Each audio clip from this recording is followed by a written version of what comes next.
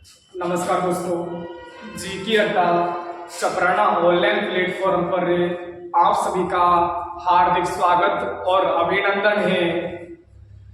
प्यारे साथियों, कहा जाता है कि वो दिन वो नजारा भी आएगा, वो दिन वो नजारा भी आएगा।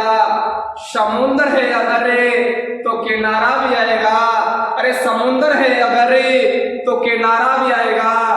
जिंदगी की परेशानियों से हार मत मान मेरे दोस्त, जिंदगी की परेशानियों से हार मत मान मेरे दोस्त। तुझसे मिलने सितारा एक दिन जरूर भी आएगा। प्यारे साथियों, हम लोग राजस्थान की कला संस्कृति में दुर्ग पढ़ रहे थे और लास्ट क्लास में हम लोगों ने आमेर दुर्ग की चर्चा की थी। लेकिन इससे पहले यदि आप लोग इस YouTube चैनल पर पहली बार जुड़े हो तो इसे लाइक और सब्सक्राइब जरूर कर लें और अपने साथियों के पास में इस क्लास को शेयर करें। आज हम लोग अजमेर दुर्ग की चर्चा करने वाले हैं। प्यारे साथियों, अजमेर दुर्ग, ध्यान से, कौन सा दुर्ग? अजमेर दुर्ग। पहले हम लोग इस दुर्ग के बारे में बेसिक बिंदुओं की चर्चा करने वाले हैं। जो बेसिक फैक्ट हैं उनकी चर्चा करने वाले हैं दोस्तों। तो ध्यान से देखना, जो अजमेर दुर्ग है इसका निर्माण, ऐसे दुर्ग का जो निर्माण करवाया था बच्चों, अजमेर के शासक अजयराज। क्या नाम था? अजयराज। और अजयराज ने ऐसे दुर्ग का निर्माण 1113 ईस्वी में करवाया था बच्चों। क्लियर? यदि मैं आपसे कहूं यह दुर्ग एक पहाड़ी पर बना बच्चों, और पहाड़ी का नाम याद करना आपको, बिठली पहाड़ी। कौन सी पहाड़ी पर बना है? बिठली पहाड़ी पर बना है। तो सीधी सी बात है, ऐसा दुर्ग जो पहाड़ी पर बना हो और उसे हम लोग गिरी श्रेणी की अंतर्गत रखेंगे, तो आप लोगों से इस दुर्ग की श्रेणी पूछ लेगा बच्चों। तो श्रेणी कौन सी आएगी? गिरी। बोलो कौन सी आएगी बच्चों? गिरी श्रेणी में आएगा, क्योंकि पहाड़ी पर बना बच्चों, बिठली पहाड़ी पर बना है। और याद रहे, इस बिठली पहाड़ी पर बना होने के कारण, इस बिठली पहाड़ी पर बना होने के कारण ऐसे दुर्ग को गढ़ बिठली के नाम से, किसके नाम से? गढ़ बिठली के नाम से जाना जाता है। किसके नाम से बच्चों? गढ़ बिठली। किसके नाम से? गढ़ बिठली के नाम से जाना जाता है। एक बार प्रश्न पूछा भी था ये किसी एग्जाम में कि राजस्थान में गढ़ बिठली के नाम से कौन सा दुर्ग फेमस है बच्चों? तो याद करना, तो अजमेर दुर्ग। कौन सा दुर्ग? अजमेर दुर्ग। याद रहे, इसी दुर्ग को हम लोग तारागढ़ के नाम से जानते हैं बच्चों। किसके नाम से? तारागढ़ के नाम से।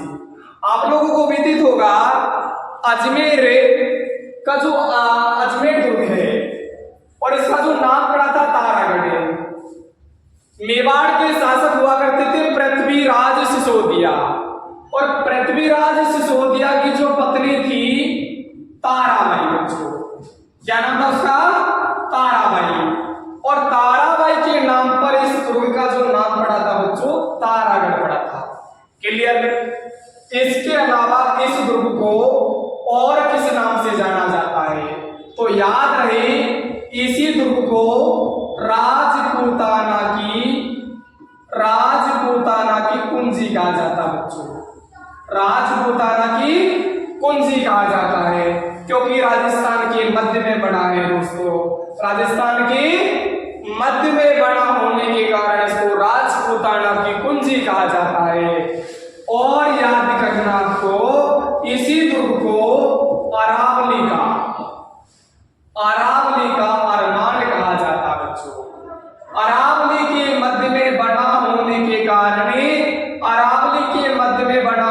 कारण इसी दुर्ग को अरावली का अरमान कहते हैं बच्चों। क्लियर? इसके अलावा आप लोगों से पूछा जाता है इसी दुर्ग को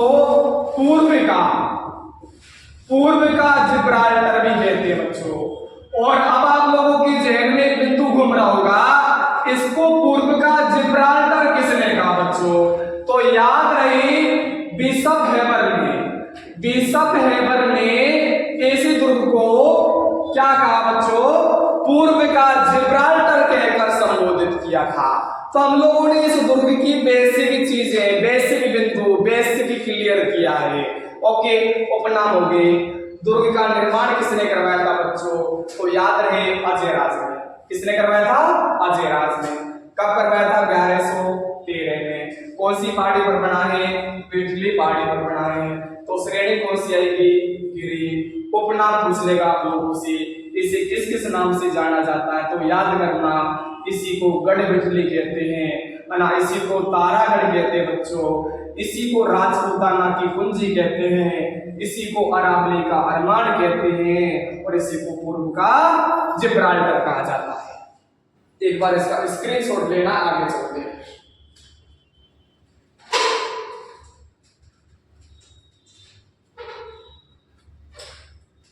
प्यारे बच्चों, आप लोगों से अजमेर दुर्ग से संबंधित, अजमेर दुर्ग में आप लोगों को कौन कौन सी इमारतें देखने को मिलेगी? आजकल ये प्रश्न पूछे जाते हैं बच्चों। जो बेसिक क्लियर होता है ना, वो तो हम लोग सभी जगह से पढ़ लेते हैं, लेकिन इसके अलावा दुर्ग के अंदर क्या क्या देखने को मिलेगा उसकी चर्चा करने वाले बच्चों। तो याद रहे, इस दुर्ग के अंदर गौर से सुनना, इस दुर्ग के अंदर बच्चों एक दरगाह बनी है, और उस दरगाह का नाम याद करना हमको मीरान साहब की दरगाह।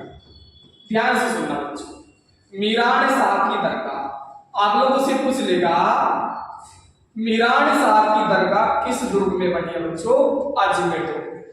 ये भी याद रहे, अजमेर दुर्ग का सबसे जो ऊपरी भाग है, अजमेर दुर्ग का जो सबसे ऊपरी भाग है, उसे किस नाम से जाना जाता है बच्चों? मीरान साहब की दरगाह के नाम से जाना जाता है। अब हम लोग यहाँ से एक जुगलबंदी बना सकते हैं बच्चों, इस मीरान साहब के, इसके जैसे नाम और भी पढ़ते हैं बच्चों। ध्यान से सुनना, हम लोग फिर से एक जुगलबंदी बनाने वाले हैं। तो याद रहे, जैसे मैं आपके सामने लिखूंगा बच्चों, एक दरगाह का नाम लिखा मीठे साहब की दरगाह। क्या गजब का बिंदु है दोस्तों, मीठे साहब की दरगाह। बोलो कौन सी दरगाह? मीठे साहब की दरगाह। ऐसे मैं आपके सामने लिखूंगा बच्चों मालिक साहब की दरगाह। देखो एक जैसे नाम बन रहे हैं बच्चों, मालिक साहब की दरगाह। बोलो कौन सी दरगाह? मालिक साहब की दरगाह। क्लियर बच्चों? ऐसे हम लोग पढ़ते हैं बच्चों मर्दाना साहब की दरगाह, मर्दाना साहब की दरगाह। देखो कितने गजब के बिंदु दोस्तों, मर्दाना साहब की दरगाह। हाँ, सभी में जो शुरुआत हो रहा है, वो सभी में जो शुरुआत हो रहा है मैं से हो रहा है, और सभी में जो लास्ट बिंदु है दोस्तों सहाय सहाय लग रहा है। हम लोग ये बिना पढ़े थोड़ा सा देखते हैं बच्चों, और उसका प्रश्न जो हम लोग करते हैं बच्चों, उसका आंसर हम लोग गलत करते हैं बच्चों। ध्यान से सुनना, एक जैसे बिंदु क्या बन रहे हैं। मीठे साहब की दरगाह आप लोगों से पूछे बच्चों, मीठे साहब की दरगाह पूछे तो याद करना बच्चों, हम लोगों को गा कौन सा करना बच्चों? गागरण। तो क्लियर हो, इस दुर्ग में गागरण दुर्ग में कौन सी दरगाह बनी है? मीठे साहब की दरगाह। मालिक साहब की दरगाह पूछे आप लोगों से तो याद करना जालौर में। कौन से दुर्ग में है बच्चों? जालौर में। और मर्दाना साहब की दरगाह पूछे आप लोगों से तो याद करना बच्चों मंडरायल दुर्ग में है, मंडरायल। और आप लोगों को विदित होगा ये मंडरायल दुर्ग तो करौली में बच्चों। कहां पर है? करौली में है।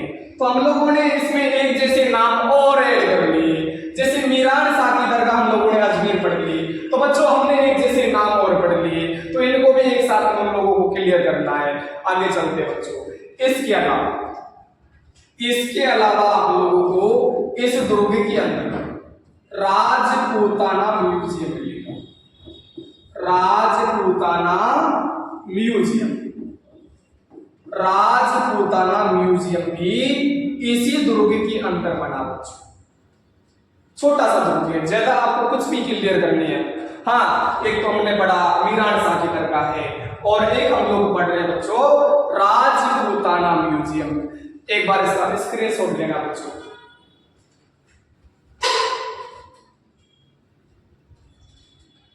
आगे चलते हैं। इसके अलावा आप लोगों से अजमेर दुर्ग के बारे में और क्या सवाल पूछ सकता बच्चों? याद रहे, ये वही अजमेर दुर्ग है, ये वही अजमेर दुर्ग है जिसमें औरंगजेब के बड़े भाई दारा शिकोह ने, औरंगजेब के बड़े भाई दारा शिकोह ने यहां शरण ली थी बच्चों।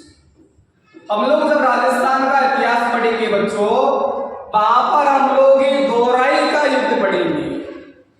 1659 ईस्वी में जो युद्ध हुआ था औरंगजेब और दारा के बीच में बच्चों, और उस युद्ध में इस दारा की हार होती है, और हारने के बाद में दोस्तों ये किस दुर्ग में शरण लेता है? अजमेर दुर्ग में शरण लेता है। तो ये बात आपको याद करना बच्चों। इसके अलावा दूसरा जो बिंदु बनेगा यहां से, दूसरा जो बिंदु बनेगा ना, रूठी रानी उमादे ने अपना कुछ समय इसी दुर्ग में निकाला था, अपना कुछ समय इसी दुर्ग में निकाला था।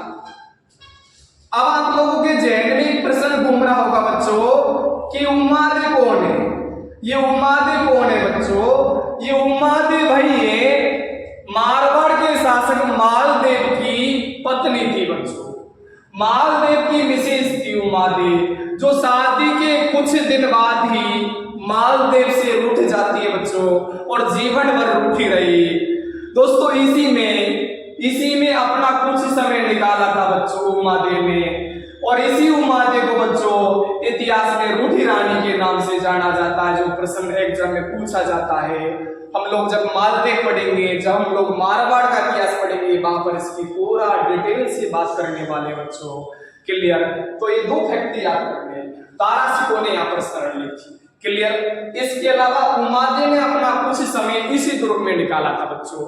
आगे चलते हैं। इसके अलावा आप लोगों को इस दुर्ग में आप लोगों को कुछ बुर्जे मिलेंगे बच्चों, और उन बुर्जों के नाम याद करने हैं। जैसे मैंने आपके सामने लिखा, सबसे पहले घूमट, अच्छे से नोट्स बनाना आपको। घूमट, गोगड़ी, बादली, नक्कारची, और एग्जाम में पूछ भी रखा है, ये क्या है?